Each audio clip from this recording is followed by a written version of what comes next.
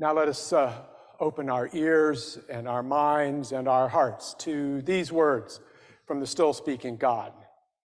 These come from the Gospel of Matthew. A disciple is not above the teacher, nor a slave above the master. It is enough for the disciple to be like the teacher and the slave like the master. If they have called the master of the house of Beelzebul, how much more will they malign those of his household? So have no fear of them. For nothing is covered up that will not be uncovered, and nothing secret that will not become known. What I say to you in the dark, tell in the light. What you hear whispered, proclaim from the housetops. Do not fear those who kill the body but cannot kill the soul. Rather, fear the one who can destroy both soul and body in hell. Are not 2 sparrows sold for a penny? Yet not one of them will fall to the ground apart from your Father. And even the hairs on your head are counted. So do not be afraid. You are of more value than many sparrows. Everyone, therefore, who acknowledges me before others, I will acknowledge before my Father in heaven. But whoever denies me before others, I will deny before my Father in heaven. Do not think that I have come to bring peace to the earth. I have not come to bring peace, but a sword. I have come to set man against his father, and daughter against her mother, daughter-in-law against her mother-in-law, and one's foes will be members of one's own household. Whoever loves father or mother more than me is not worthy of me, and whoever loves son or daughter more than me is not worthy of me. And whoever does not take up the cross and follow me is not worthy of me. Those who find their life will lose it, and those who lose their life for my sake will find it. May God bless our hearing and our understanding of these sacred words. But I'd like us to read together a statement that was, has been attributed to Nelson Mandela, actually, through the years, but it was actually originally written by Marianne Williamson, called Our Deepest Fear. Our deepest fear is not that we are inadequate. Our deepest fear is that we are powerful beyond measure. It is our light, not our darkness, that most frightens us. We ask ourselves, who am I to be brilliant, gorgeous, talented, and fabulous? Actually, who are you not to be? You are a child of God. There is nothing enlightened about shrinking so that other people will not feel insecure around you. We are born to make manifest the glory of God that is within us. It is not in just some of us, it is in everyone. And as we let our light shine, we unconsciously give people permission to do the same. As we are liberated from our own fear, our presence automatically liberates others.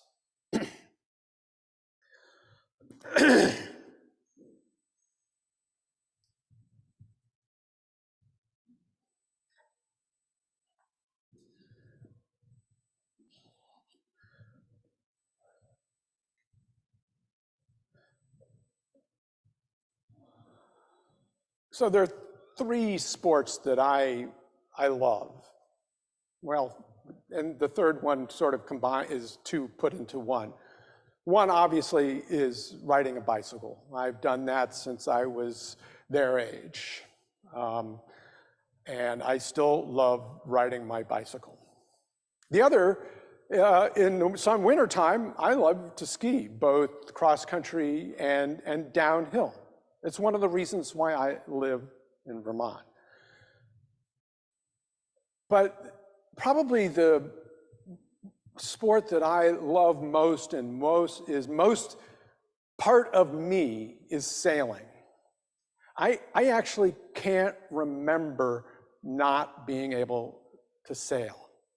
And the legend goes that I was less than a year old when my brothers first took me out to sail on the little boat my dad had purchased for us brothers. There's actually a video of me as a baby, going out on this boat with my brothers. I can't imagine, my mom.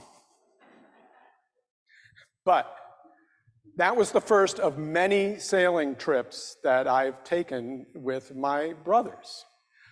And fortunately, they had the money and the wherewithal to buy the big expensive boats. And I was always brought along to be the crew, which I don't complain about because I had fun and not the cost. And we sailed up and down the East Coast, from Annapolis, Maryland, all the way up to Newfoundland. And of course, there are many, many different stories, but one I'd like to share with you today is about a sailing trip in which we sailed from Newport, Rhode Island, back down to Annapolis, Maryland. It was a 3.5, 4-day trip with 3 days out at sea, 2 nights out at sea. It was a long passage. And the last segment of that, we came up the Delaware River and then passed through, we were to pass through a canal between the Delaware River to the upper part of the Chesapeake Bay and then down to Annapolis. So we have been to sea for 3.5 days, and we've come up the Delaware River, and it's about midnight, and we're approaching this canal, which is probably the width of this church, cut through the land. And as we're approaching, this storm is brewing and raging, and the lightning is just flashing, and thunder booms bang, and it was just a really treacherous moment, it seemed. And to go into the canal, you kind of have to take an abrupt left-hand turn and face the head of the canal. And so we're doing this, and my brother had very carefully plotted out the courses that we needed to take in order to safely approach the mouth of the canal. Meantime, I mean, this picture could have been taken that night. It wasn't, but that's what it looked like. And so we're approaching that moment when we need to take a sharp left-hand turn to port, as we sailors would say. And we turned toward the land, and I should have said that there are 2 other members that are crewing with us that are not such seasoned sailors. And we start approaching the head of the canal, but it looked like it was just a wall of light. And if you didn't know, you would have thought that you were about to run into this wall of light. And one of the other crew just started to panic. No, you can't go that way. You can't go that way. Don, turn around, turn around, turn around. You can't go. And he was just frightened beyond. And my brother literally took him and picked him up and turned him toward the stern of the boat so he couldn't see where we were going. And as we approached the head of the canal, all of a sudden it just opened up, and it was like approaching an airport runway at night with lights down both sides. Fear is a powerful, powerful thing. It can be paralyzing, like that crewmate of ours. He was paralyzed by his fear that night. It can take you hostage. And worse yet, fear can make you act out in hateful and violent ways. Now, we all know that famous quote from Franklin Roosevelt, the only thing we have to fear is fear itself. Fear is a powerful, powerful thing. But it's said that the phrase, "be not afraid," or something to that effect, is mentioned 365 times in the Bible. Now, I haven't taken the opportunity to sit down and actually count that out in the Bible to make sure if that it's true, but I like the idea that the message, "be not afraid," is repeated enough times in the Bible, one for each day of the year. Clearly, that message, "be not afraid," is a central message that God intends for us to hear through the Bible. Be not afraid. You and I, not afraid. So what does it mean to live a life without fear? And is it even possible? We all are afraid of something, I'm sure, or have moments in our lives where we're like that crew member who just is paralyzed by whatever is facing us. What does a life without fear look like? And is it possible? Last week, you'll remember that we heard Jesus telling his called disciples and giving them a bit of a job description that included the fact that bad things are probably going to happen to you.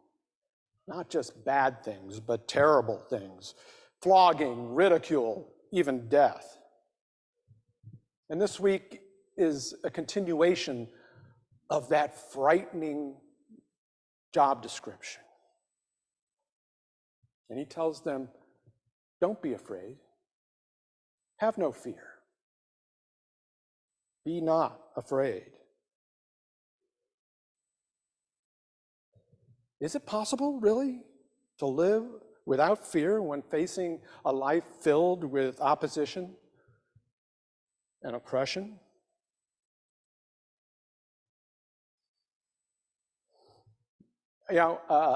Just before worship, people were looking at the cover of the bulletin and wondering about this picture. And this picture stands as an inspiration to me, and I think to millions of others. This person is only known as Tank Man. He's also been called the unknown protester, because we don't know who he is. And some of you have guessed that maybe comes from the war in Ukraine. Actually, this is from a while ago, 44 years ago now, June 5th, 1989, in Beijing, China, after the horrific Tiananmen Square massacre. This image remains as one of the most iconic images of all time. You'll remember that for a few weeks, perhaps a month, protesters were gathering in Tiananmen Square, which in English means the gate of heavenly peace.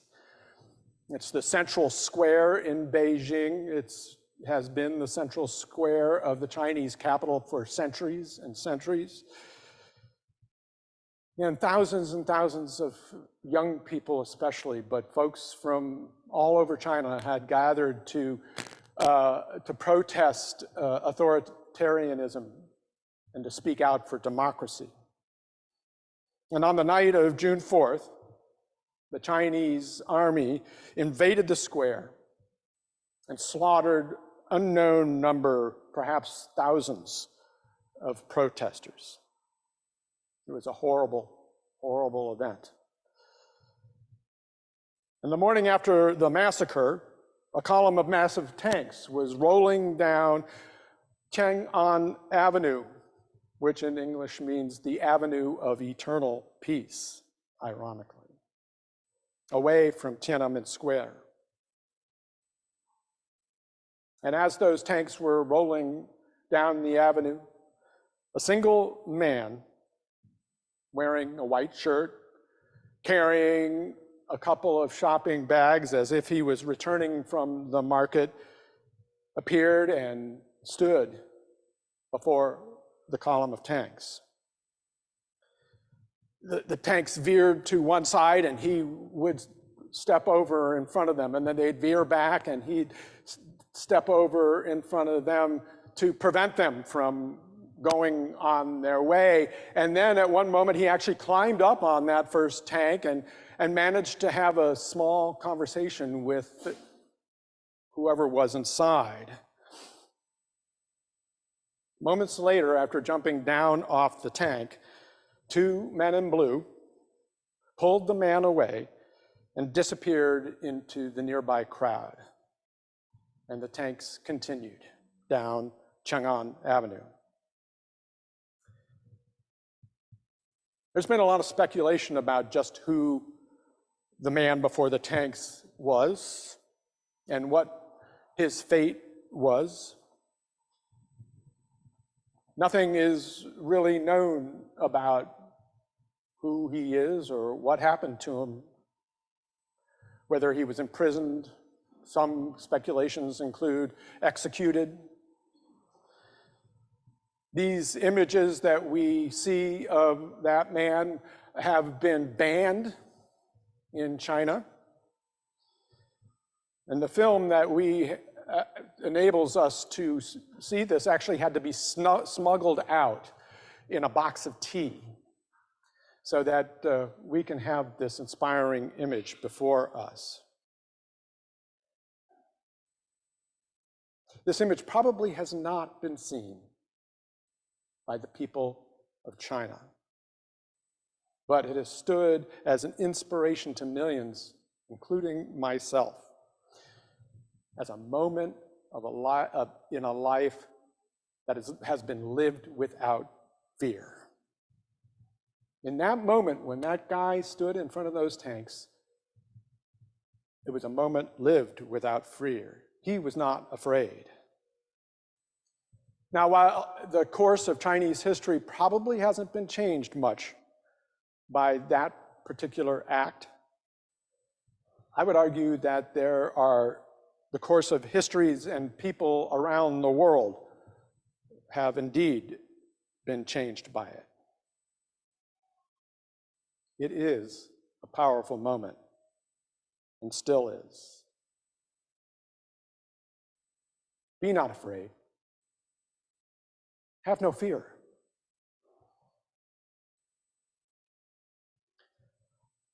I'm sure Jesus himself faced moments of fear as he knew that he would be flogged and handed over for execution. But Jesus himself would show us how to live without fear. And he would show us the power, the transformative power of living without fear. Jesus' fearless life, his crucifixion, and his resurrection continues to transform the world. We wouldn't be sitting here right now if Jesus had not been fearless himself. Jesus knew that the life that he called his disciples to follow would be a life filled with the similar ridicule and danger that his own life faced. And he knew that, it's our own human instinct to respond with fear. But he also knew that we could choose. We had the power and the ability to choose to respond without fear.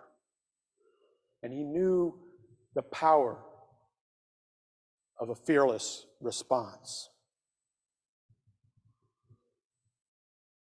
In the centuries that would follow Jesus' life, hundreds, if not thousands, of followers of the way, thousands of Christians would face their own persecutions and even horrific deaths.